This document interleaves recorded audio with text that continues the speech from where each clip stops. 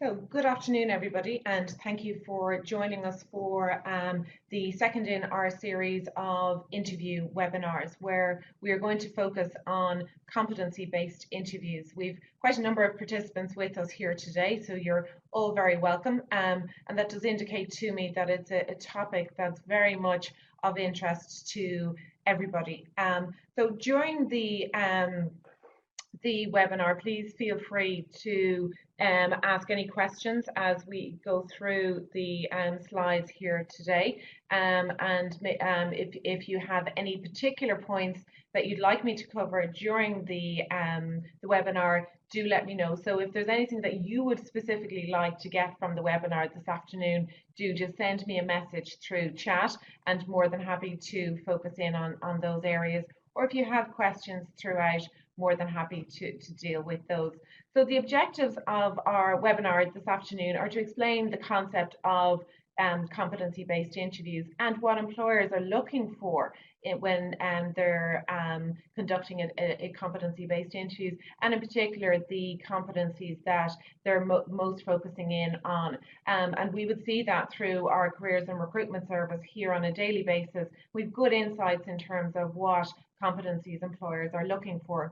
We'll also give you a template then that will help you with interview success and getting ready for the questions and answers that you will need to prepare and to utilize during a competency-based interview, and also just some tips generally in relation to how you can prepare for these interviews and differentiate yourself within the interview process and ensuring interview success. So I'm hoping that by the end of the lunchtime webinar that we will have covered all of those areas, giving you good practical tips and insights in terms of preparing and successfully getting through a competency interview.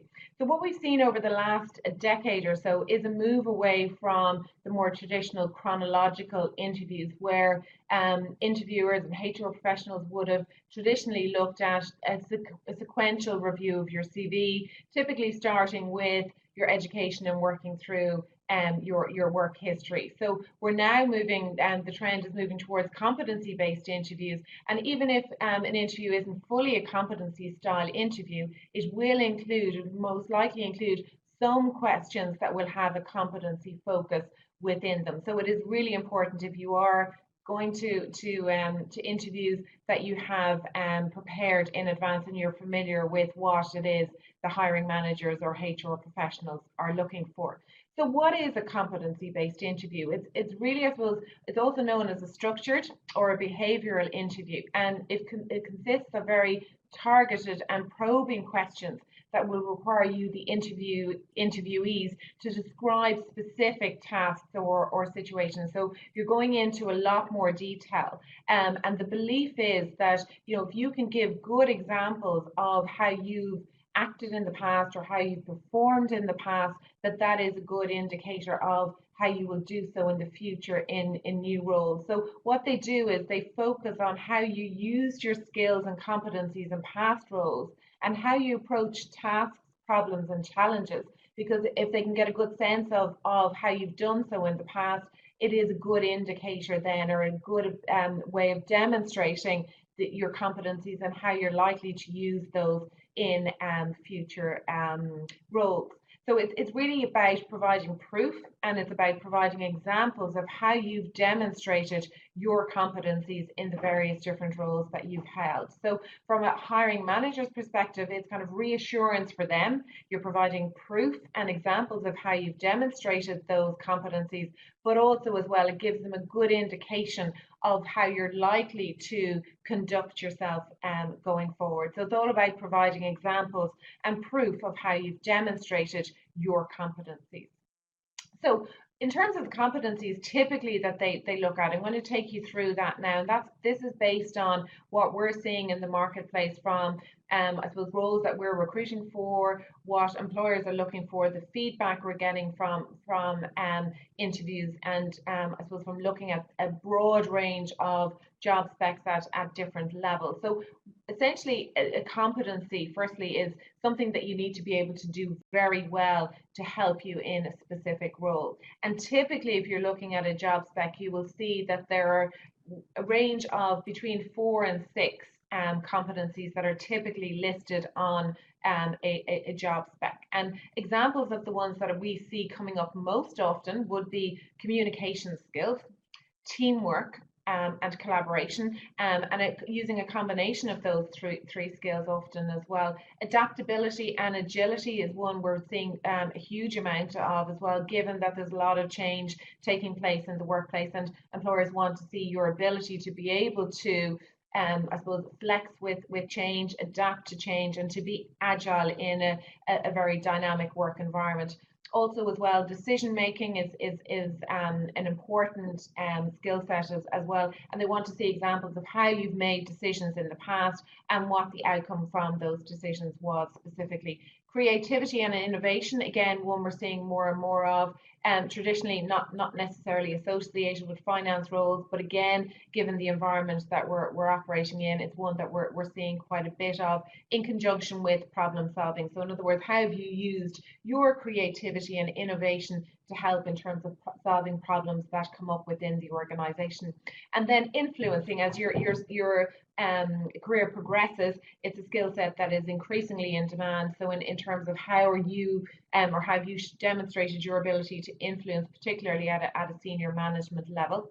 And then people management and leadership, I suppose, come hand in some respects, but starting out initially with the people management piece from an operational perspective. But again, then as your career evolves and you move into more senior roles, it's the leadership competencies that employers are looking for. So that's just a snapshot of some of the competencies that we would see coming to the forefront in quite a number of job specs. And even if you were to take that as I suppose a good overview of typically the competencies that are in demand, it will actually stand you in good stead.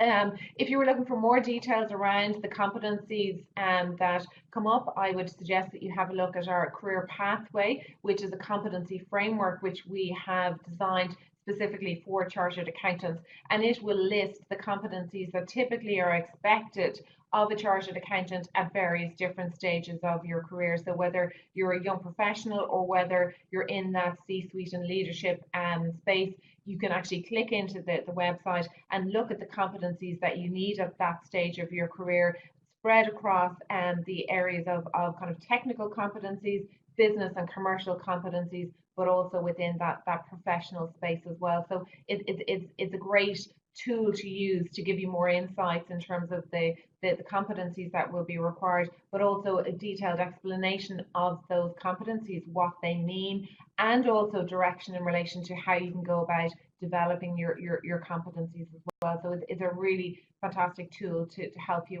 with that. So moving on, if we look then typically at the types of questions that you will be asked as part of a competency interview, they will take the shape of the following. So it could they could look like, tell me about a time when you had to present ideas to a group. So this is an example of where they're looking for you to tell that story or to give a lot of detail around the time when you had to present your idea. So you're essentially telling a story around this. They may say something like, talk us through the biggest obstacle you've had to overcome. So what they're looking for here is the situation that you were in, and more importantly, how you dealt with that situation and what the outcome of that situation was.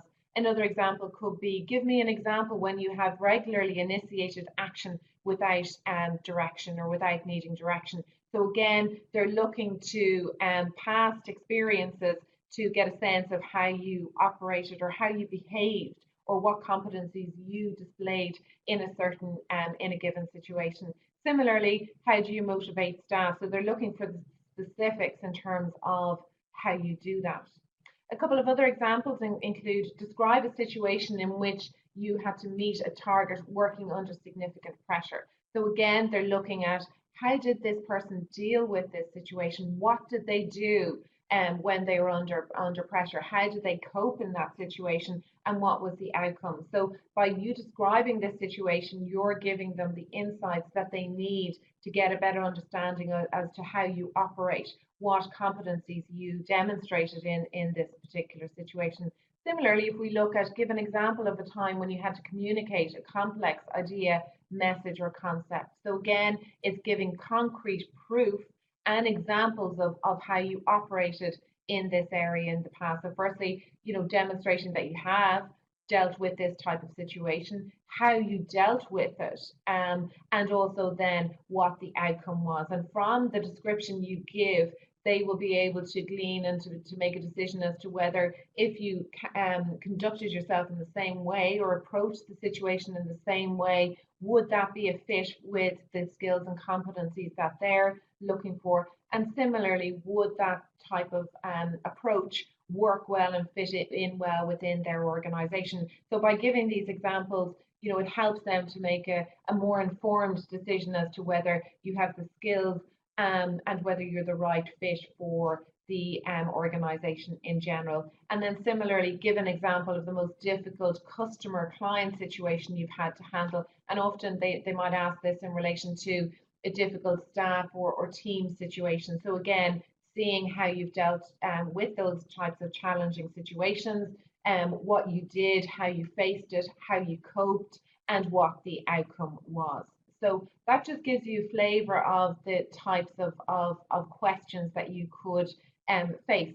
So as with an interview in general, preparation is obviously key, but particularly so in a competency-based interview situation, because you're going to be assessed normally on a range of 4 to 6 competencies. So you can't afford to go in and just wing it. You do need to do your preparation in advance, as you would typically with a standard interview, but probably more so in this situation, because you do need to have your examples ready and detailed examples in a very structured way, so that you can make sure that you're getting the point across. So like Hayes, for example, did some research, and it suggested that 39% of employers believe a candidate should spend between 2 and 5 hours preparing for an interview, and like possibly even more when it comes to looking at specific competencies. And if it's for a very senior role, you could be looking at upwards of that. So it is really important that you're doing that preparation. So the starting point is to look at the job spec that you're presented with, and look at it to see what the core competency requirements are. Now, they're typically listed as part of the overall job spec, but sometimes they may not. So you might need to dig a little bit deeper and assess for yourself what those core competencies are. But nowadays, they're typically listed there. So the first thing is to kind of identify what those are. You also then need to ascertain what are the competencies that you specifically bring to the role. So start with what you have and what you bring to the role. And I'll show you a tool that will help you with that very shortly. So we'll come back to that.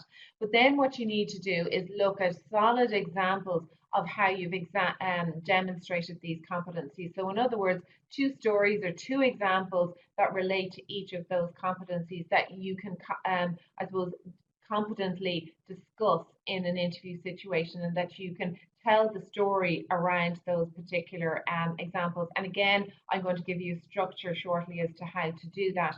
But you need to have crafted these stories and answers in advance. And actually, what I would suggest is to even to write them out and use the structure that I'm going to give you very shortly, because this preparation will help you to think more clearly in an interview situation, and that you have those examples ready and that you can talk through them step by step by step, making sure then at the very end that you are answering the question that has been asked, and you're using the opportunity to clearly demonstrate how you have shown or demonstrated those competencies in your career to date. So preparation is key. I really wouldn't suggest winging it at all. It's really important that you spend that time to have those examples clearly outlined.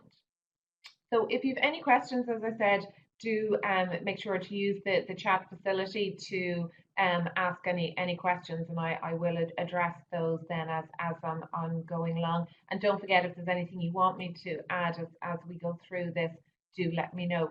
One of the fundamental areas to bear in mind when you're answering interview questions and being interviewed under a competency-based interview structure is to focus on I rather than we. And this is probably the biggest mistake that people make, is that when they're answering questions they refer to we, and we did this and we did that, and rather than focusing in on, well, actually what you did, because it's your contribution and your demonstration of the competencies that the interviewer and hiring manager is looking to. So they really want to know what it was that you as the individual delivered, as opposed to we. So I would suggest that you focus in on that, because if you're talking about we, it does weaken your example, because it could be seen that you weren't necessarily instrumental in the example, or weren't driving the situation. So it's really important, where you can, that you speak about I, and I did this and I drove that. So it's really important to look at that, and to bear that in mind, and use I where at all possible. As I said, that really is the biggest mistake that people use. So as I said, the starting point is to look at the competencies that you bring to the interview situation. So how you do this is to focus in on what I call your success bank. So I would start with a blank sheet, and write out all of the achievements that you've had in your professional life and even personal life to date.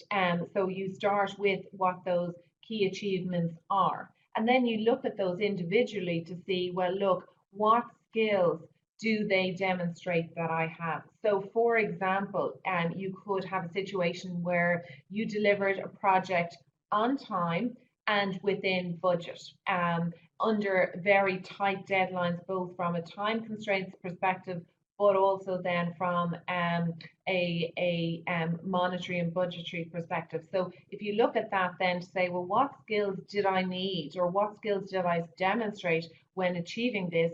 It will be things like working to tight deadlines, collaborating with others cross-functionally, multitasking, also then communication and influencing. So you get what I'm saying. I'm sure that if you look at that example of that achievement, you can then break it down and say, right, well, these are the key skills that I demonstrated to get that project across the line. I needed to be able to communicate. I needed to be able to collaborate. I needed to be able to manage people. I needed to be able to manage a tight financial budget. I needed to be able to record, analyze, and record and analyze the information. So I think if you were to look and say, well, what are the key successes in my career, but also in a personal, your personal life too, you might actually look at it and say, well, I ran the Dublin Marathon and I improved on my time from last year. So you could look at that and say, well, that showed my determination.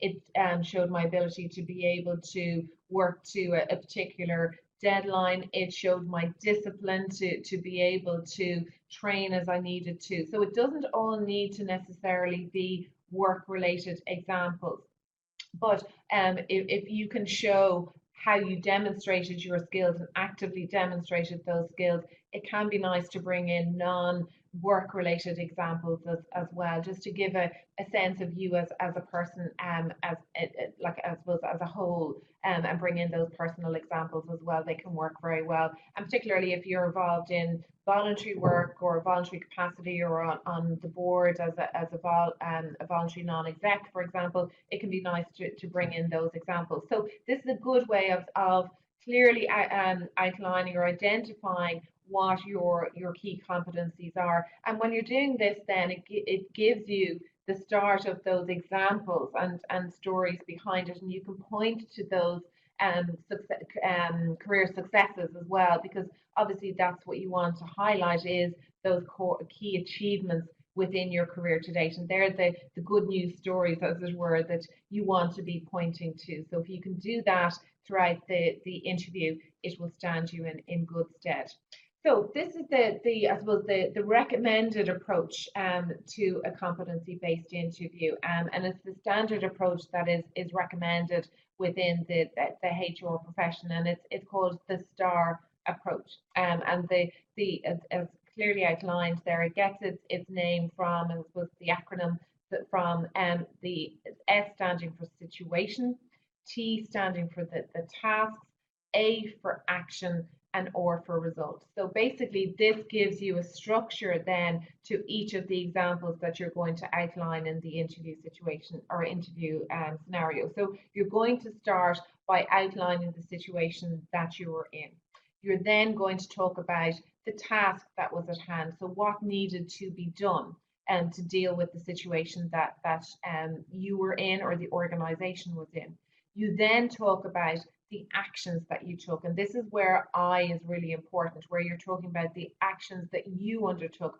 I did this, I managed that, I delivered this. And then ultimately then what you need to talk about is the result. So by you doing X, Y, and Z, this was the result of the actions that you took. So you can show the value, the benefit, the value add at the end. And this really is the sales pitch at the end of the story to show, I suppose, how your actions benefited the organization, what the outcome and the result was for the organization. And a lot of people actually forget this part, but this is actually I suppose, the punch, at the end that lands that key point to show, well, look, this is what the outcome and the benefit and value add to the organization was. So it is really important that you zone in on that result piece. And if you can make that measurable or tangible, then all the better. So for example, if you're talking about having reduced costs, you can talk about reduced costs by 50,000 or X%, or the outcome was that we improved efficiencies by 20%. So if you can make that measurable, tangible, it makes it more relatable, and it does help to support your story and give, I suppose, more concrete evidence of how you've demonstrated your competencies in the past. So to give you an example then, so if we just, the question that you might be posed would be, describe a situation in which you met your target working under significant pressure. So you would start here by outlining what the situation was. So for example, it could be that you were working towards a tight target to deliver a project on time.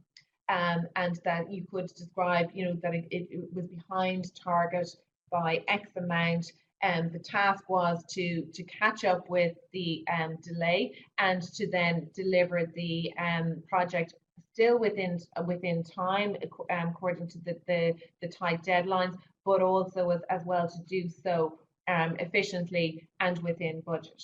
So then you would talk about the actions that you took. So you're talking about here in terms of the collaboration with staff, managing staff, scheduling, multitasking, prioritizing, holding meetings, whatever the actions were that you took, you need to kind of outline those clearly. And this again is where the specific I input comes in, where you're talking about what you specifically did. And then, as I mentioned, then you're talking about the results. So what was the outcome? And what you want to do is be able to talk positively about this in terms of the project was delivered on time within budget, and the result of the project being delivered on time was that monthly reporting deadlines were reduced by 3 days, for example. So you're giving good concrete examples of what the outcome of the tasks and the actions that you undertook. So it's giving that specific tangible evidence of the result.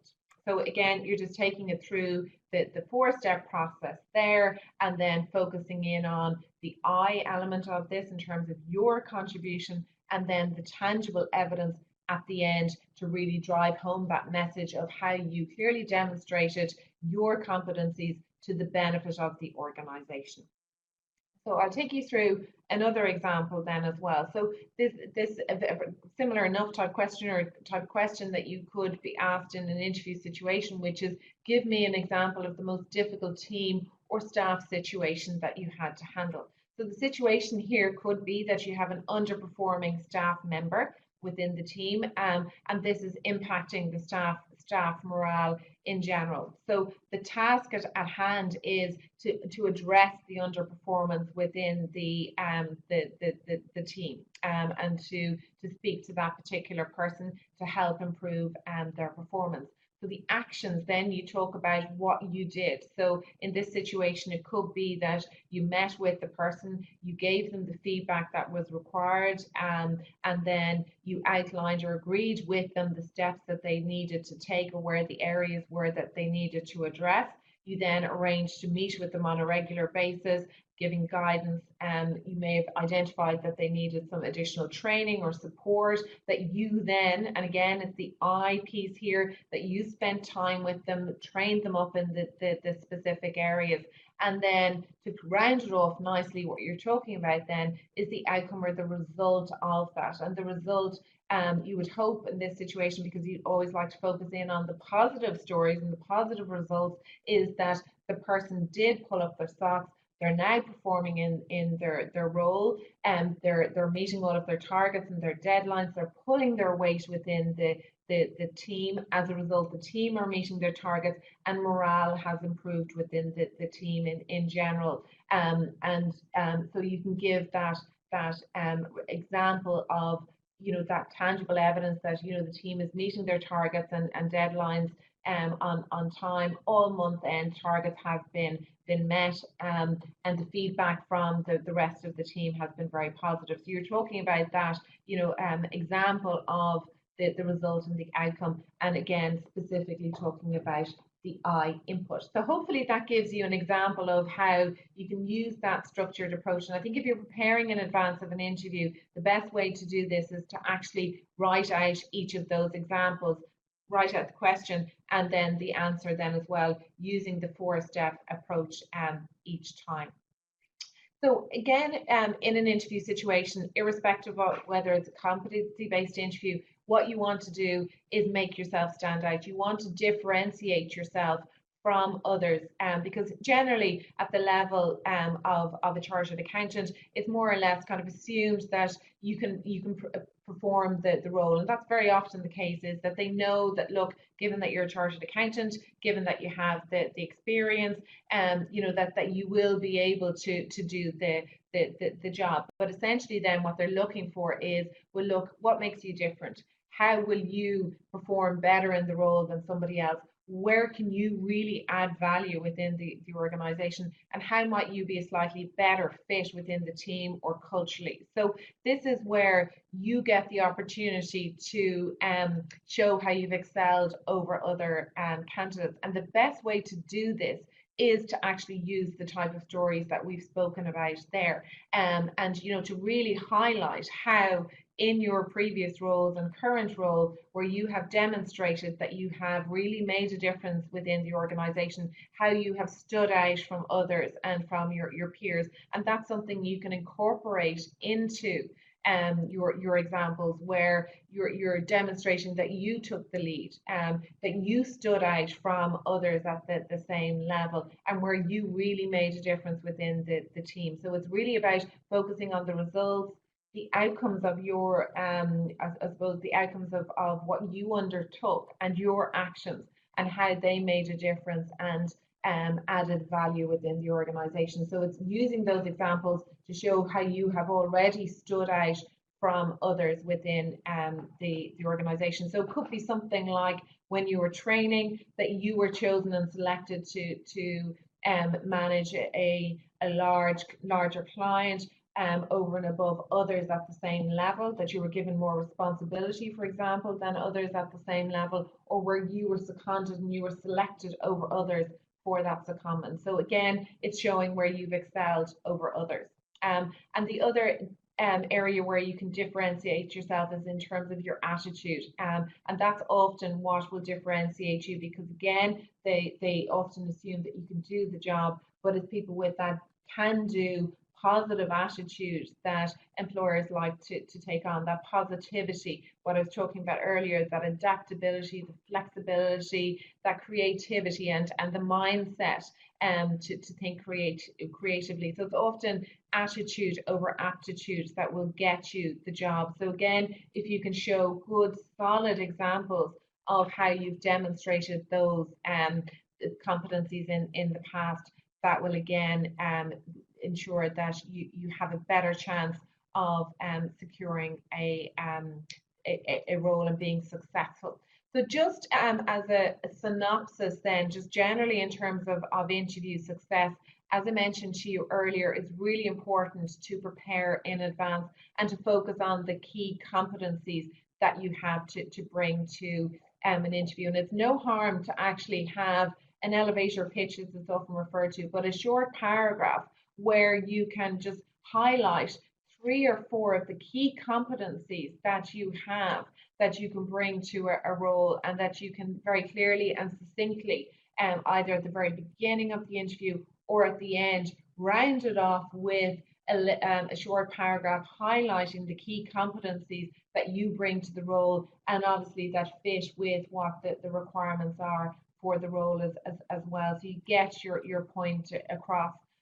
First impressions, obviously always important in terms of the handshake, the positive body language, and making sure that you look the part, to get the part. So in other words, that you're dressing appropriately and that you're dressing for the role that you want. Like, you're always safer to err on the side of overdressing than underdressing, because sometimes it can be confusing now with casual work environments, but for an interview it's still always important to go with the formal business dress. Also as well, and especially when it comes to competency-based interviews, you need to make sure that you're answering the question that is asked. So always be very clear in terms of the question being asked, and that you're conscious the whole way through, am I answering the question? And don't be afraid at the end to ask, to say, look, have I answered the question, or do you need any further clarification? It's absolutely fine to do that, and make sure then that you're keeping up eye contact with the people, that you're engaging them in the examples that you're giving, and that they feel involved in that process. So it's really important to do that as well.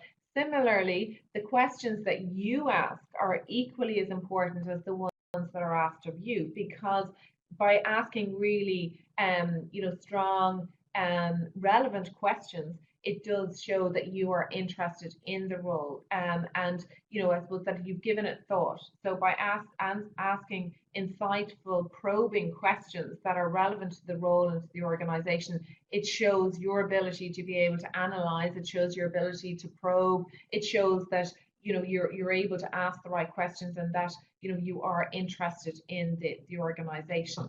And again, coming back then to aptitude over attitude, showing an interest in the role and the organization, but also a willingness to learn, can be really important, because particularly now where skills are evolving all of the time, and we all need to be updating our skills on a very regular basis, because there's a higher degree of obsolescence within kind of skill sets now, and that will be the case going forward. So you need to be able to show your willingness to learn. So to give examples of how you've done that in the past, and to actually clearly I suppose articulate the fact that you like working in an environment where you can learn, and have done so in the past. So again, showing those examples of how you've done that in the past. And importantly then, it's closing the deal at the end of the interview. And a lot of people forget this. And I suppose it's a good idea to kind of round it off nicely, and as I would say, kind of asking for the job. Now, it's not, I suppose, not suggesting that you're cheeky and really forthright, but you could say something at the end of the interview like, look, thank you very much for taking the time to meet with me today, and I just wanted to reiterate my interest in the role. Or you could say something like, I just wanted to confirm my interest in the role, and I'd certainly be very happy to receive an offer of the position, or something along those lines, to show, look, really very interested. Because time and time again, we do get feedback from employers to say, well, look, Mary could do the job, we're really interested in her, but we're just not sure if this is the role that she is looking for, because in that instance, Mary didn't get that point across that, look, this is what she's looking for as part of her career as well. So it's really important to close that deal and make sure that you leave them in no doubt as to the fact that you're interested in the position. So just as an overview then, so what we've done is we've looked at competency-based interviews. They can be more challenging, there's no doubt about that, because there's so much more probing.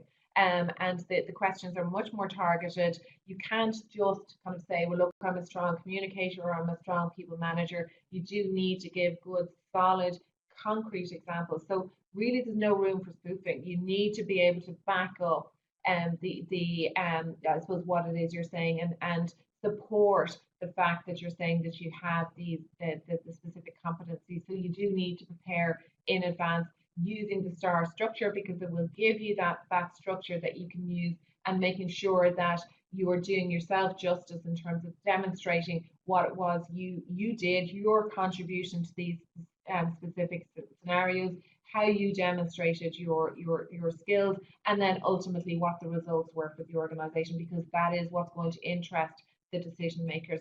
You do have to be careful to keep to the point, because there can be a temptation to ramble on, and you know, I suppose you do need to be careful that you're succinct and to the point, and making sure, again, are you answering the question that's being asked? So make sure to stick to the point, and using the structure, again, the STAR structure, will help you to do that.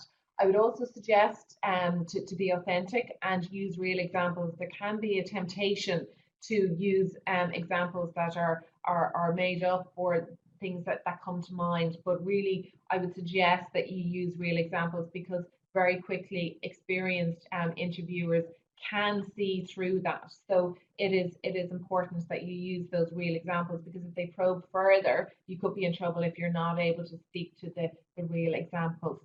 And then finally, it's really important that you practice and get used to telling the stories and rehearse them out loud, and maybe do so with somebody who can give you feedback.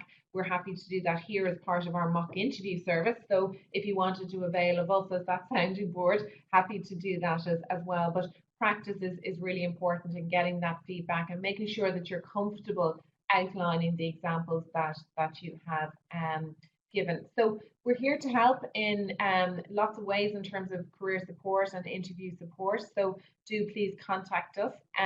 If you've any questions, do send them through. And I'll be here for another few moments. Then in terms of questions, I've one here that I'm just reading.